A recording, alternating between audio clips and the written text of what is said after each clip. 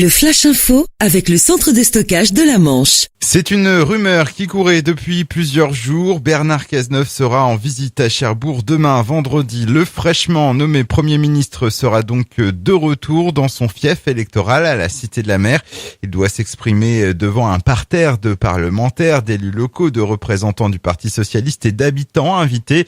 La dernière fois que Cherbourg avait reçu la visite d'un Premier ministre, il s'agissait de François Fillon le 6 décembre 2010.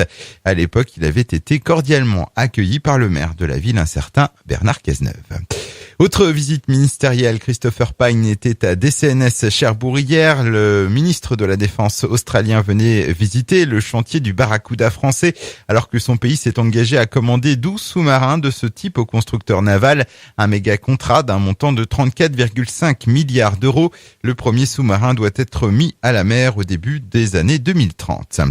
L'enquête se poursuit après l'accident mortel d'Yvetot Bocage vendredi soir et qui a coûté la vie à deux femmes de 54 et 66 ans. Le conducteur de la Citroën C5 qui a pris la fuite est toujours recherché. La gendarmerie relance son appel à témoins en apportant deux nouvelles précisions. Il s'agirait d'un homme mince et mesurant entre 1m75 et 1m80. Il serait resté sur les lieux de l'accident pendant une dizaine de minutes avant de prendre la fuite à l'arrivée des secours. Le véhicule a été vu pour la dernière fois à Négreville avec le pare-choc traînant à terre. Il présente également un choc important sur l'avant ainsi que sur le pare-brise. Une maison ravagée par les flammes à RL près de Saint-Clair-sur-Elle. L'alerte a été donnée hier en début de matinée par le couple qui vivait à l'intérieur. 30 sapeurs-pompiers ont été mobilisés sur le sinistre. Le couple a dû être relogé par la mairie. L'origine du feu n'est pas encore connue.